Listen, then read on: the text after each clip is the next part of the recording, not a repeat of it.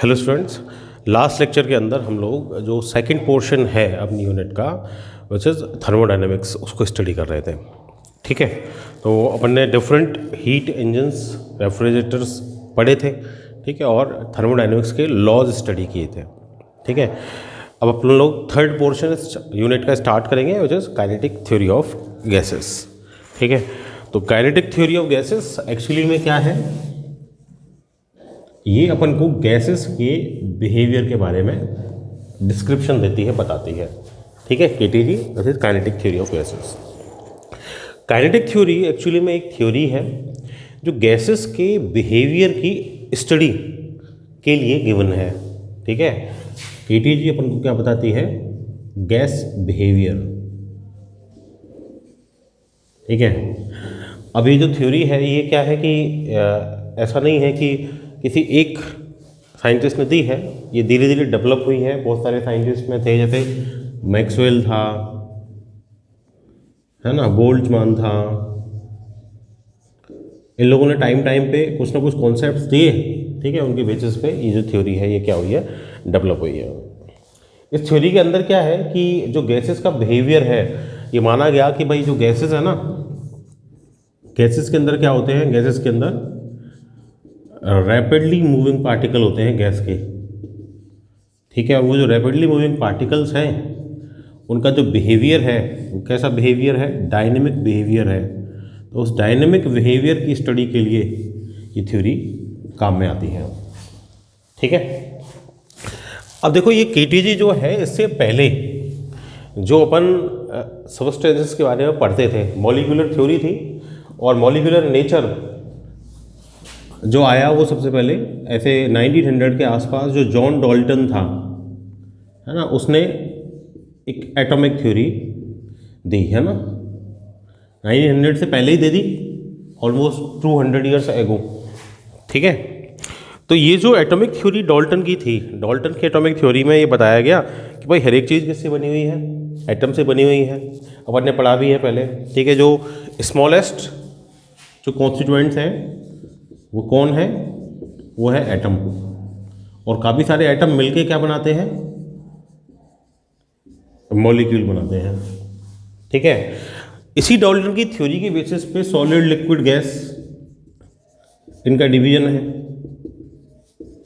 है ना, पार्टिकल्स के बेसिस पे ये माना गया कि भाई हर एक जो सबस्टेंस है वो किससे बना हुआ है, एटम से बना हुआ है। तो जो सॉलिड है, सॉलिड के अंदर ये जो अपना जो एटम है उसका साइज ऑलमोस्ट माना गया 10⁻⁻10 मीटर, है ना, 1 एंगस्ट्रॉम बोलते हैं इसको, साइज को। ठीक है, तो सॉलिड्स के अंदर जो इंटर एटॉमिक डिस्टेंस है, इस इंटर एटॉमिक डिस्टेंस को कंसिडर किया 2 एंगस्ट्रॉम। तो 2 एंगस्ट्रॉम डिस्टेंस है, साइज 1 एंगस्ट्रॉम है। मतलब जो पार्टिकल्स हैं जो जिनको अपन एटम बोल रहे हैं वो क्या है, कंजस्टेड है, पास पास है। ठीक है, इसके साथ साथ जो इंटर एटॉमिक फोर्सेस हैं,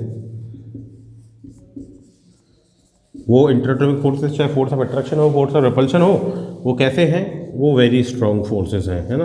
अपन ने जो सॉलिड्स है ना, सॉलिड्स की मैकेनिकल प्रॉपर्टीज़ पहले पढ़ी हैं, तो वहाँ पर ने जो सॉलिड का स्ट्रक्चर है उसको स्प्रिंग बॉल मॉडल के साथ कंपेयर किया था।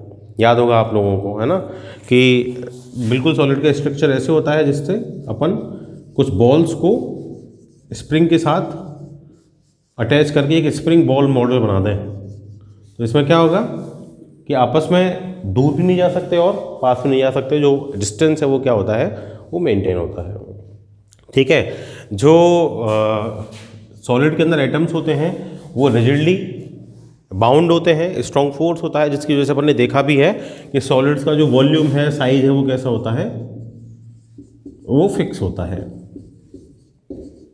ठीक है, लिक्विड्स के बारे में अपन बात करें तो इंटर एटॉमिक जो डिस्टेंस है ना, वो डिस्टेंस तो ऑलमोस्ट 2 एंगस्ट्रॉम के आसपास ही होता है लिक्विड्स के अंदर भी, है ना। लेकिन जो फोर्सेस हैं वो लेस स्ट्रॉन्ग होते हैं, मतलब इसके कंपैरिजन में, सॉलिड के कंपैरिजन में क्या होते हैं, वीक होते हैं। तो वीक फोर्सेस होने की वजह से क्या होता है कि जो वॉल्यूम है वो तो फिक्स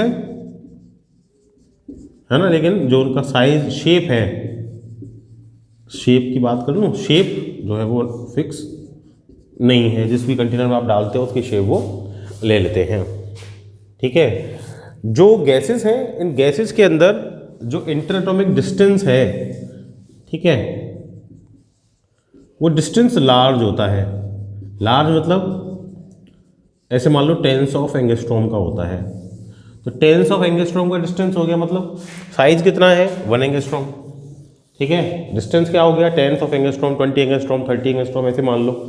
ठीक है, तो इतना डिस्टेंस है, तो क्या हो गया कि भाई डिस्टेंस की कंपैरिजन में जो साइज है वो कैसा हो गया, वेरी स्मॉल हो गया, है ना। इसीलिए जो गैस एटम का जो साइज है कंपैरेटिव अगर अपन स्टडी करें डिस्टेंस के कंपैरिजन में, तो वो कैसा है, नेग्लिजिबल है। ठीक है, मतलब गैस के एटम का जो वॉल्यूम है, उस टोटल वॉल्यूम के अंदर जो गैस पार्टिकल जिस एरिया को कवर कर रहे हैं वो कैसा है, वो नेग्लिजिबल एरिया है ना, वॉल्यूम के अंदर। तो नेग्लिजिबल वॉल्यूम क्या होता है, गैस के पार्टिकल्स का होता है, क्योंकि मैक्सिमम स्पेस क्या हो गया, वो एम्प्टी हो गया। ठीक है, अब क्या होगा कि भाई डिफरेंट गैसेस के लिए जो पार्टिकल्स हैं वो वेरी फास्ट वेलोसिटी के साथ क्या करते हैं, इनकी फास्ट वेलोसिटी होती है, और उस फास्ट वेलोसिटी से क्या करते हैं, कॉन्टिन्यूस मोशन करते रहते हैं। ये वेलोसिटी 500 मीटर पर सेकेंड तक हो सकती है। ठीक है, इस वेलोसिटी से जो पार्टिकल है, जो बीच वाला डिस्टेंस है ना, इसके अंदर क्या करते हैं, ये ट्रैवल करते हैं, कोलिजन करते हैं एक दूसरे के साथ, कॉन्टिन्यूस कोलिजन्स होते हैं। ठीक है, एक पार्टिकल जो ट्रैवल करेगा वो दूसरे पार्टिकल के साथ जाकर क्या करेगा, कोलाइड करेगा। कोलिजन का जो ये पाथ है, जिस पाथ पे आके कोलिजन हुआ, ये जनरली क्या होता है, ये एक स्ट्रेट पाथ होता है ना। कोलिजन के बीच में जो पाथ होता है दैट इज जनरली स्ट्रेट, और इस पाथ पे ट्रैवल करते हुए जब पार्टिकल जाता है ना, एक इसका यहाँ कोलिजन हुआ, हो सकता है नेक्स्ट टाइम जाके किसी और पार्टिकल के साथ कोलिजन करें, तो ये जो कोलिजन्स के बीच में जो पाथ होता है ना, इस पाथ को बोलते हैं फ्री पाथ। ठीक है, ऐसे बहुत सारे कोलिजन पार्टिकल करता है गैस का, तो उन सारे पाथ्स का अगर अपन एवरेज निकालें तो उसको बोलेंगे अपन मीन फ्री पाथ या फिर एवरेज पाथ। ठीक है, और जो टाइम लगता है, दो सक्सेसिव, एक कोलिजन इधर हुआ, एक कोलिजन इधर हुआ, 2 सक्सेसिव कोलिजन के बीच में जो टाइम लगा, मतलब एक तरीके से जो फ्री पाथ है उसको कवर करने में टाइम लगा, उसको अपन क्या बोलेंगे, फ्री टाइम बोलेंगे। उसका एवरेज निकाल देंगे सारे पाथ के लिए, तो उसको बोलेंगे मीन फ्री टाइम या फिर एवरेज रिलैक्सेशन टाइम भी बोलते हैं उसको। भाई यहाँ से यहाँ आया तो कोई कोलिजन नहीं हुआ ना, 2 कोलिजन के बीच में कोई कोलिजन एग्जिस्ट नहीं करता, मतलब जो अपना पार्टिकल है वो किस में है, रिलैक्स में है, एटम जो है अपना रिलैक्स में है, इसीलिए उसको क्या बोल रहे हैं अपन, रिलैक्सेशन टाइम या एवरेज रिलैक्सेशन टाइम बोल रहे हैं। ठीक है, अभी जो गैसेस की स्टडी अपन यहाँ करते हैं, ठीक है, तो ये गैसेस की स्टडी करने के लिए अपन गैस मानते हैं आइडियल, मतलब एक ऐसे मान लो कि भाई ये गैस को इमेजिन किया गया है ना, ऐसी गैस जो एक स्पेसिफिक कंडीशंस के अंदर बाउंड हो, और उसी के ऊपर इसके जो सारे लॉज हैं ना वो अपनी स्पेसिफिक फॉर्म में अप्लाई होते हैं। जिस गैस की इमेजिनेशन की गई है उस गैस को अपन बोलते हैं आइडियल गैस। ठीक है, क्या है आइडियल गैस, देखो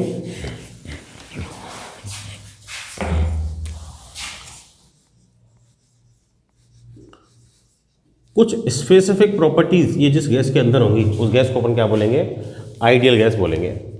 ठीक है, आइडियल गैस उस गैस को बोलते हैं, सबसे पहले आइडियल गैस या परफेक्ट गैस बोल सकते हैं। ठीक है, उस गैस को बोलेंगे जो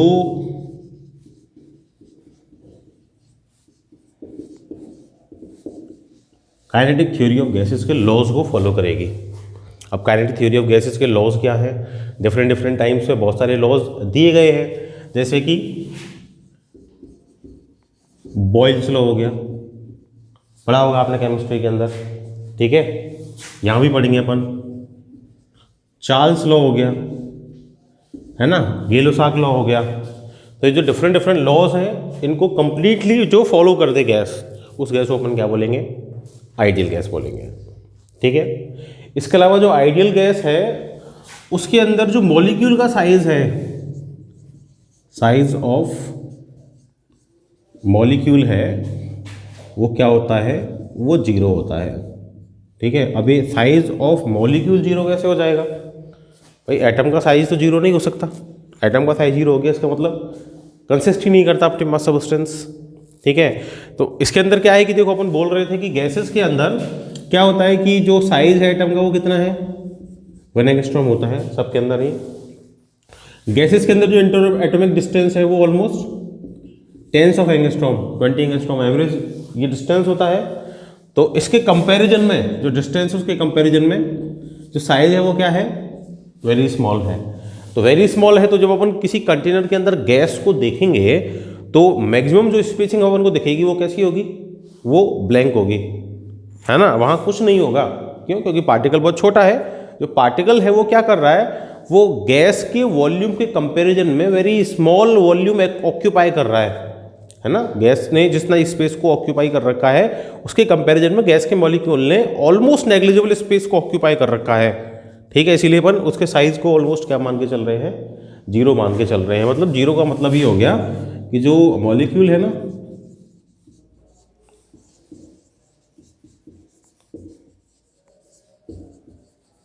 very small space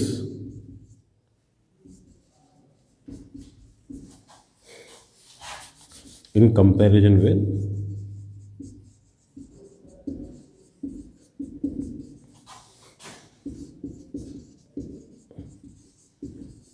volume of gas या स्पेस ऑक्यूपाइड बाय गैस।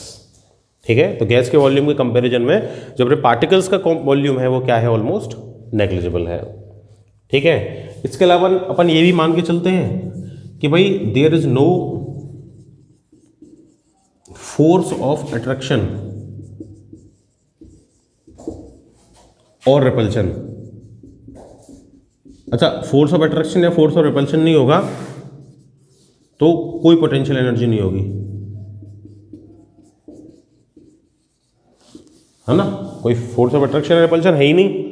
ठीक है, तो उसके अगेंस्ट अपन को वर्क भी नहीं करना पड़ेगा, तो वहाँ पे कोई भी पोटेंशियल एनर्जी नहीं होगी। तो अपन ये मान के चलते हैं कि भाई जो आइडियल गैस है ना उसके पार्टिकल्स के बीच में अट्रैक्शन या रिपल्शन नहीं हो रहा।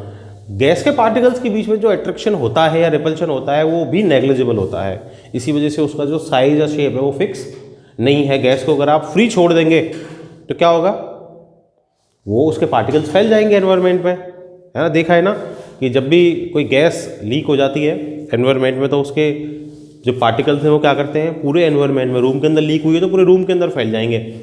ठीक है, पूरे बाहर अगर किसी एक्सटर्नल एनवायरनमेंट में फ्री हुई है तो पूरे एक्सटर्नल एनवायरनमेंट में वो फैल जाएंगे। ठीक है, तो जो फोर्स ऑफ अट्रैक्शन है वो ऑलमोस्ट है ही नहीं। ठीक है, तो ऐसी आइडियल गैस अपन मान के चलते हैं। अब देखो, आइडियल गैस तो कॉन्सेप्ट है, तो आइडियल या परफेक्ट तो कोई भी चीज़ नहीं होती। तो नेचर के अंदर भी कोई आइडियल गैस नहीं है ना। लेकिन एक स्पेसिफिक टेम्परेचर और प्रेशर पे कुछ गैसेस हैं जो ऑलमोस्ट आइडियल गैस की तरह बिहेव करती हैं। ऑलमोस्ट आइडियल गैस जैसे हाइड्रोजन हो सकती है, ठीक है, हाइड्रोजन के अलावा ऑक्सीजन हो सकती है, ठीक है, नाइट्रोजन हो सकती है। तो ये वो गैसेस हैं जो किसी स्पेसिफिक टेम्परेचर या प्रेशर पे आइडियल गैस की तरह, ऑलमोस्ट आइडियल गैस की तरह बिहेव कर सकती हैं। तो इन गैसेस का ही यूज किया जाता है आइडियल गैसेस की स्टडी के लिए। ठीक है, अब देखो क्या है कि ये जो रूल्स है ना, जो आइडियल गैस के लिए अपन ने लिए, तो आइडियल गैस के लिए ही ये kinetic theory of gases apply होती है। अब इस आइडियल गैस के लिए जब अपन kinetic theory of gases apply करते हैं तो कुछ एजम्पशंस अपन को मानने पड़ते हैं। ठीक है, उन स्पेसिफिक एजम्पशंस या अपन बोल सकते हैं कि वो स्पेसिफिक कंडीशंस हैं, उन्हीं कंडीशंस के अंडर जो काइनेटिक थ्योरी ऑफ गैसेस है वो अप्लाई हो सकती है। ठीक है, तो वो एजम्पशंस क्या क्या है देखो।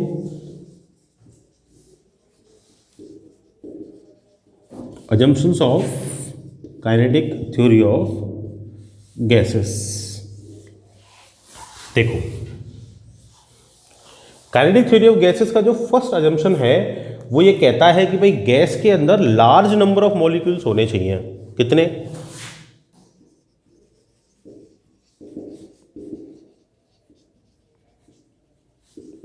ये नंबर कहीं पढ़ाया गया 10⁻23 ऑलमोस्ट एवोगाद्रो नंबर है। ठीक है, एवोगाद्रो नंबर है ना। तो ये काइनेटिक थ्योरी ऑफ गैसेस का जो फर्स्ट एजम्पशन है वो यही बोलता है कि ये जो गैस है ना उसके अंदर very large number of molecules होने चाहिए, मतलब ऑलमोस्ट एवोगैड्रो नंबर के इक्वल, ठीक है। और जो उसका शेप है, शेप परफेक्टली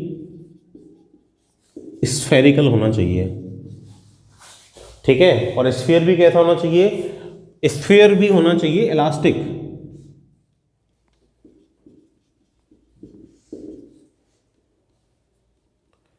जो अपना स्फीयर है वो कैसा होना चाहिए, परफेक्टली इलास्टिक स्फीयर होना चाहिए, ठीक है। और जैसा डाल्टन कहता था, डाल्टन भी ये बात बोलता था कि भाई एक गैस है, एक जैसी गैस है, उसके पार्टिकल्स आइडेंटिकल होने चाहिए, ठीक है। डिफरेंट डिफरेंट है तो उन सबके पार्टिकल्स डिफरेंट डिफरेंट हो सकते हैं, लेकिन एक के लिए हमेशा कैसे रहेंगे, आइडेंटिकल रहेंगे फॉर सेम गैस।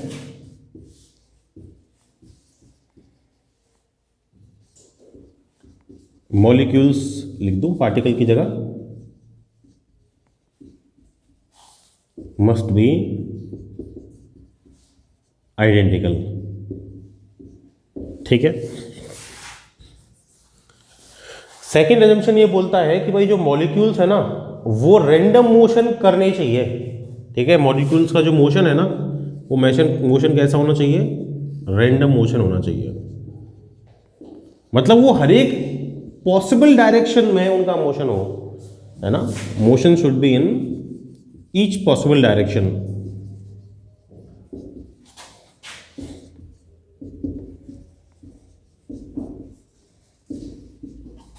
जो पार्टिकल्स है वो मोशन करेंगे मतलब उनके पास काइनेटिक एनर्जी होगी, है ना। तो अपन ये बोल सकते हैं कि जो काइनेटिक एनर्जी उनके पास हो वो हर एक डायरेक्शन की हो, 3 डायमेंशन में है तो एक्स वाई जेड तीनों डायरेक्शन में उनका मोशन पॉसिबल हो, और एक्स वाई जेड तीनों डायरेक्शन की काइनेटिक एनर्जी वो क्या कर सके, पजेस कर सके।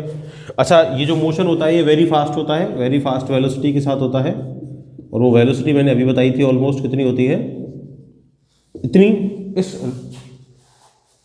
लेवल की हो सकती है 500 मीटर पर सेकेंड के आसपास, है ना।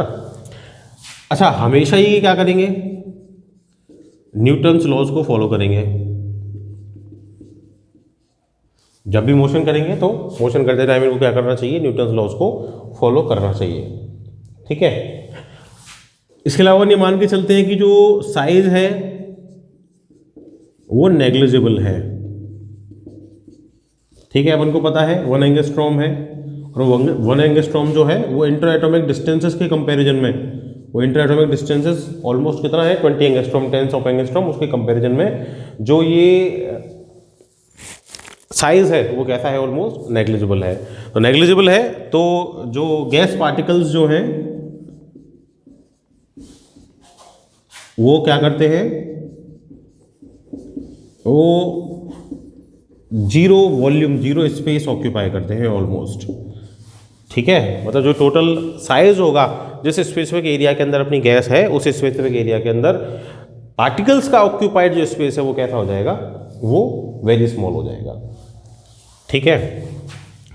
इसके अलावा क्या होगा कि भाई देखो पार्टिकल आपस में क्या करते हैं, कोलिजन होंगे, ठीक है। कोलिजन होंगे तो देयर शुड बी नो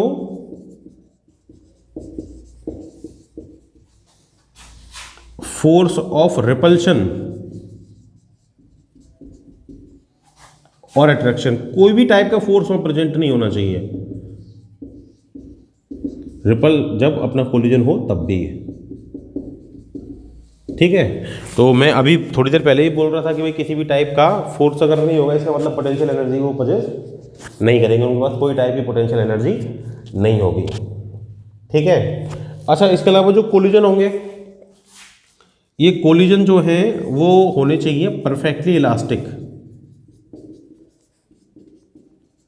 तो परफेक्टली इलास्टिक कोलिजन की क्या प्रॉपर्टी होती है कि जो मोमेंटम है वो भी और उसके साथ एनर्जी वो भी क्या होनी चाहिए, कंजर्व होनी चाहिए, ठीक है। तो पार्टिकल्स आपस में जब कोलिजन करेंगे तो उनके कोलिजन की प्रोसेस में मोमेंटम और एनर्जी क्या रहेंगे, कंजर्व रहेंगे, ठीक है। इसके साथ साथ जो उसकी डेंसिटी है वो यूनिफॉर्म होनी चाहिए कंप्लीट गैस में, कंप्लीट वॉल्यूम में बोल सकता हूँ मैं, थ्रू आउट वॉल्यूम, है ना, through out volume density same रहेगी, कहीं भी जो डेंसिटी है उसमें क्या नहीं आना चाहिए, डिफरेंस नहीं आना चाहिए।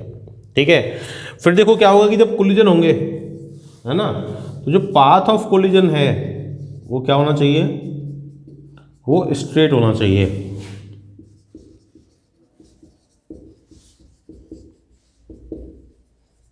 है ना, तो अपन तो बोल ही रहे थे कि भाई जो पार्टिकल्स हैं उनके मॉलिक्यूल्स जो हैं उनके कॉन्टिन्यूस कोलिजन होने हैं। तो कॉन्टिन्यूस कोलिजन होने हैं, एक जो अपना मॉलिक्यूल है वो इधर से चला दूसरे से कोलाइड कर गया, तो दो सक्सेसिव कोलिजन्स के बीच में जो पाथ है उसको क्या बोलते हैं अपन, फ्री पाथ बोल रहे हैं। ठीक है, तो एवरेज पाथ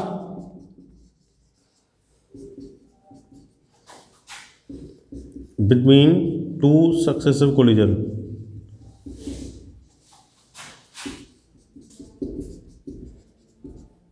उसको अपन क्या बोलते हैं, मीन फ्री पाथ बोलते हैं, है ना, वो एग्जिस्ट करना चाहिए।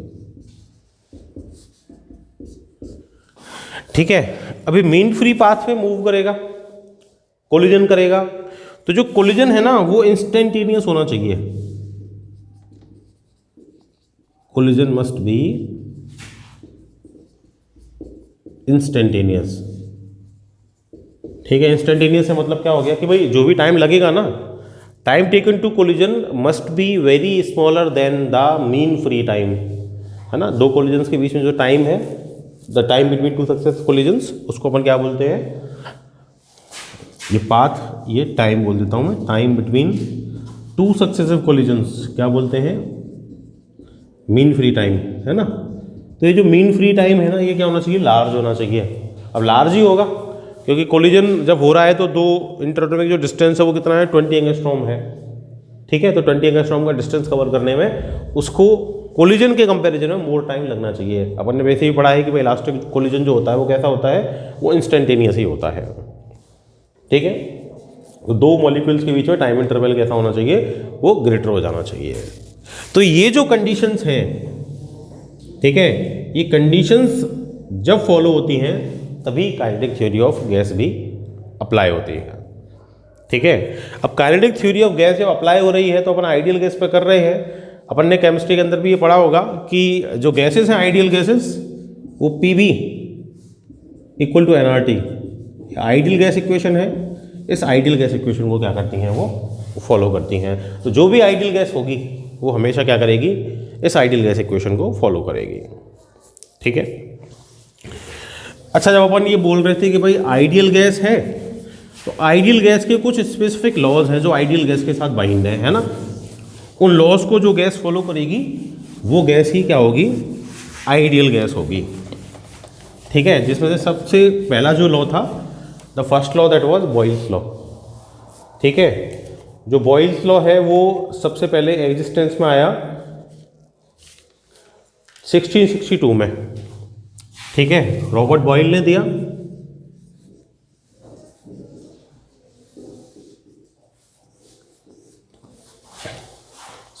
में रॉबर्ट बॉयल ने क्या बोला कि भाई अगर टेम्परेचर कांस्टेंट है,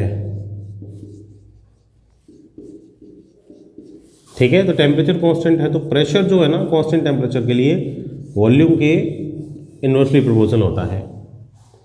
ठीक है, तो P इक्वल टू क्या हो जाएगा, कांस्टेंट अपॉन V, मतलब P भी इक्वल टू क्या होता है, कांस्टेंट होता है। मतलब टू डिफरेंट कंडीशंस के लिए जो प्रेशर और वॉल्यूम का प्रोडक्ट है वो हमेशा क्या रहेगा, कांस्टेंट रहेगा। तो एक स्पेसिफिक कंडीशन में प्रेशर और वॉल्यूम P1 V1 है, सेकंड कंडीशन में P2 V2 है, then P1 V1 will be equal to P2 V2। This is Boyle's law. ठीक है, ऐसे ही अपना चार्ल्स लॉ है।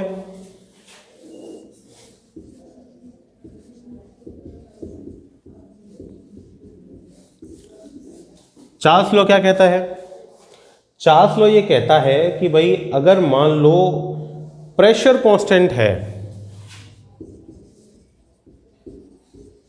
किसी स्पेसिफिक गैस के लिए, तो जो वॉल्यूम है वो क्या होगा, टेम्परेचर के लिए, टेम्परेचर के डायरेक्टली प्रोपोर्शनल होगा। टेम्परेचर अगर अपन इंक्रीज करेंगे तो साथ में क्या होगा, वॉल्यूम भी इंक्रीज करेगा। ठीक है, तो मतलब V और T का रेशो हमेशा क्या होना चाहिए, कांस्टेंट होना चाहिए, मतलब वॉल्यूम टेम्परेचर का जो रेशियो है ना वो हमेशा क्या रहेगा, कांस्टेंट रहेगा। ठीक है, तो किसी भी स्पेसिफिक कंडीशन के लिए V1 T1 must be equal to क्या हो जाएगा, V2 T2 हो जाएगा। This is Charles law. ऐसे ही अपना जो थर्ड लॉ है गैलो-साग लॉ,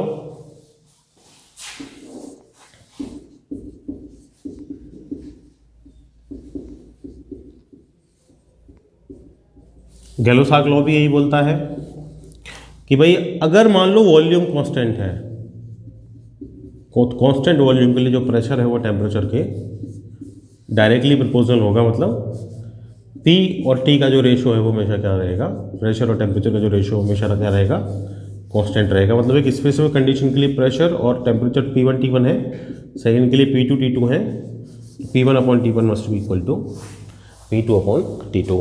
तीनों निकले वहीं से हैं, P इक्वल टू nRT से। ठीक है, T कांस्टेंट है तो P R N और R तो पहले ही कांस्टेंट होते हैं, तो P इनवर्सली प्रोपोर्शनल हो जाएगा V के। V कांस्टेंट है तो P इनवर्सली प्रोपोर्शनल हो जाएगा T के, और P कांस्टेंट है तो V इनवर्सली डायरेक्टली प्रोपोर्शनल हो जाएगा किसके, T के। ठीक है, इसके अलावा भी कुछ लॉज हैं। ठीक है, जैसे एवोगाड्रो लॉ है, ग्राहम लॉ है, वो लॉ भी इन्हीं लॉज के अंदर आते हैं, मतलब आइडियल गैस जिनको फॉलो करती है। ठीक है, तो उन लॉज को अपन नेक्स्ट लेक्चर में देखेंगे। ठीक, that's all for today, thank you.